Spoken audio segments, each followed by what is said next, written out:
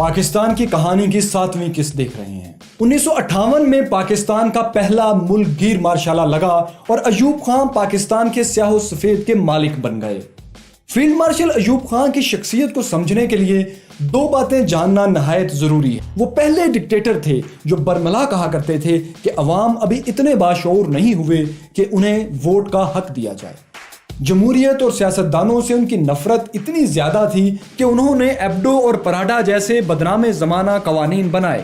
ان قوانین کے تحت 7,000 سیاستدان 7 سال کے لیے نااہل قرار دیے گئے۔ نااہل قرار دیے جانے والے سیاستدانوں میں سابق وزرائے اعظم حسین شہید سہروردی اور فیروز خان نون جیسے بڑے نام بھی شامل تھے۔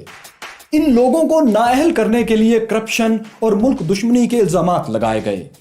یہی وجہ ہے کہ آج بھی جب کسی سیاستدان پر کرپشن کے الزامات لگا کر برطرف کیا جاتا ہے یا اسے سیکیورٹی رسک قرار دیا جاتا ہے تو سمجھنے والے سمجھ جاتے ہیں کہ یہ تو وہی جگہ ہے، گزرے تھے ہم جہاں سے۔ سیاستدانوں پر کرپشن الزامات اور نااہل کرنے کے بعد ایوب خان نے اپنی مرضی کا ایک آئین تشکیل دیا اور 1965 میں اسی آئین کے تحت انتخابات کا اعلان کر دیا۔ خود پسندی اور اقتدار کی ہوس دیکھیے کہ جنرل ایوب جو پاکستان مسلم لیگ کے صدر بھی تھے خود صدارتی امیدوار کے طور پر میدان میں آ گئے۔ ان کے مقابلے کے لیے ابھی میدان میں کوئی سیاستدان نہیں بچا تھا کیونکہ تمام بڑے سیاستدانوں کو مختلف الزامات کے تحت نااہل کیا جا چکا تھا۔ اس وقت اپوزیشن بری طرح تقسیم تھی۔ ایوب خان کا خیال تھا کہ وہ بہت مقبول ہیں اور بآسانی جیت جائیں گے۔ ایسے میں تقسیم شدہ اپوزیشن نے بھی شاندار پتہ کھیلا۔ انہوں نے متفقہ طور پر قائد اعظم کی بہن محترمہ فاطمہ جناح کو صدارتی امیدوار کے طور پر کھڑا کر دیا۔ ان حالات میں وہ پاکستان کی واحد امید تھی۔ جنرل ایوب خان محترمہ فاطمہ جناح سے خوف زدہ تھے۔ مشرقی پاکستان اور مغربی پاکستان دونوں میں فاطمہ جناح کو پذیرائی ملنا یقینی بات تھی، لیکن ایوب خان نے صحت مند مقابلے کے بجائے محترمہ فاطمہ جناح کے خلاف کردار کشی کی گھٹیا مہم شروع کر دی۔ بانی پاکستان کی بہن کو بھارتی ایجنٹ اور غدار کہا گیا۔ 1965 کے یہ متنازعہ ترین انتخابات ہوئے اور کھلی دھاندلی کے نتیجے میں ایوب خان جیت گئے۔ اتنی بڑی ناانصافی نے ایوب خان کو عوام کی نظروں سے گرا دیا۔ ایوب خان کے خلاف ملک گیر احتجاج شروع ہو گئے اور سڑکوں چوراہوں پر ایوب کے خلاف ہر طرح کے نعرے لگنے لگے۔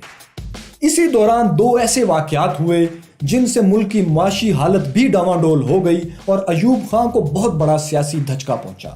ایک واقعہ تو 1965 کی جنگ ستمبر کا تھا جس میں پاکستان نے بھارتی حملے کا بھرپور اور کامیاب دفاع کیا، لیکن اس کا نقصان یہ ہوا کہ امریکہ پاکستان سے ناراض ہو گیا۔ وجہ یہ تھی کہ امریکہ سے پاکستان کا معاہدہ تھا کہ پاکستان امریکی ہتھیاروں کو بھارت کے خلاف استعمال نہیں کرے گا، لیکن ظاہر ہے جنگ میں پاکستان نے اپنی پوری طاقت بھارت کے خلاف استعمال کی جو پاکستان کا حق بھی تھا، لیکن اس سے امریکی امداد بند ہو گئی۔ دوسرا واقعہ معاہدہ تاشکنت تھا جس میں جنرل ایوب کے خلاف یہ تاثر پھیل گیا کہ انہوں نے بھارت کے خلاف جیتی ہوئی جنگ ستمبر مذاکرات کی میز پر ہار دی ہے۔ ان 2 واقعات اور محترمہ فاطمہ جناح کے خلاف دھاندلی ایوبی اقتدار کے لیے زہر قاتل ثابت ہوئے۔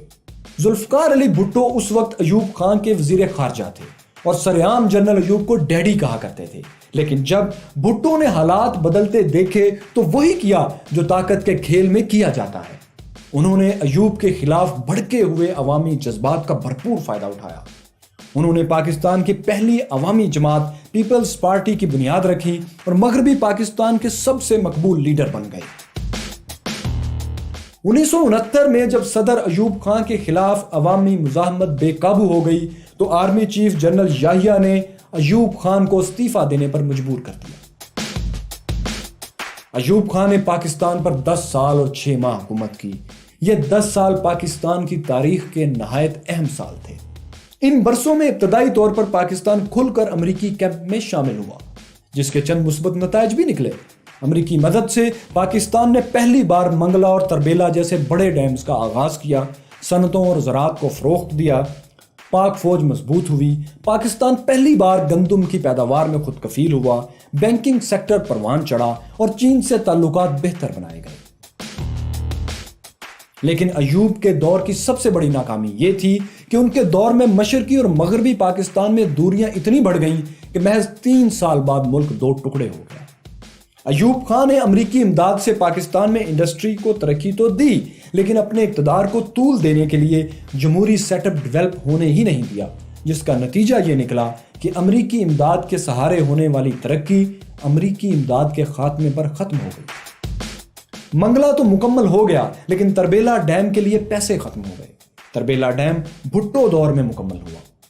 پاکستان کی کہانی جاری ہے۔ پاکستان کیسے ٹوٹا، پاکستان کو کس نے توڑا، پاکستان توڑنے کے ذمہ دار فوجی جرنیل تھے یا سیاستدان، یہ سب اگلی قسط میں دیکھیے۔ اگر اس ویڈیو نے آپ کی معلومات میں اضافہ کیا تو دیکھو سنو جانو کو سبسکرائب کیجیے، کومنٹس، لائک اور شیئر بھی ضرور کیجیے تاکہ ہم اس سلسلے کو جاری رکھ سکیں اور بہتر سے بہتر بنا سکیں۔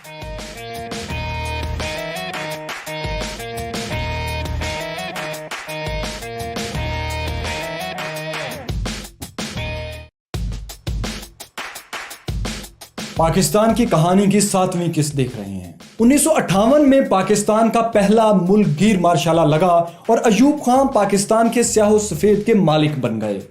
فیلڈ مارشل ایوب خان کی شخصیت کو سمجھنے کے لیے 2 باتیں جاننا نہایت ضروری ہے۔ وہ پہلے ڈکٹیٹر تھے جو برملا کہا کرتے تھے کہ عوام ابھی اتنے باشعور نہیں ہوئے کہ انہیں ووٹ کا حق دیا جائے۔ جمہوریت اور سیاستدانوں سے ان کی نفرت اتنی زیادہ تھی کہ انہوں نے ایبڈو اور پراڈا جیسے بدنام زمانہ قوانین بنائے۔ ان قوانین کے تحت 7,000 سیاستدان 7 سال کے لیے نااہل قرار دیے گئے۔ نااہل قرار دیے جانے والے سیاستدانوں میں سابق وزرائے اعظم حسین شہید سہروردی اور فیروز خان نون جیسے بڑے نام بھی شامل تھے۔ ان لوگوں کو نااہل کرنے کے لیے کرپشن اور ملک دشمنی کے الزامات لگائے گئے۔ یہی وجہ ہے کہ آج بھی جب کسی سیاستدان پر کرپشن کے الزامات لگا کر برطرف کیا جاتا ہے یا اسے سیکیورٹی رسک قرار دیا جاتا ہے تو سمجھنے والے سمجھ جاتے ہیں کہ یہ تو وہی جگہ ہے، گزرے تھے ہم جہاں سے۔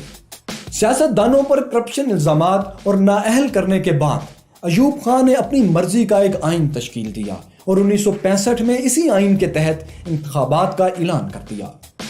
خود پسندی اور اقتدار کی ہوس دیکھیے کہ جنرل ایوب جو پاکستان مسلم لیگ کے صدر بھی تھے خود صدارتی امیدوار کے طور پر میدان میں آ گئے۔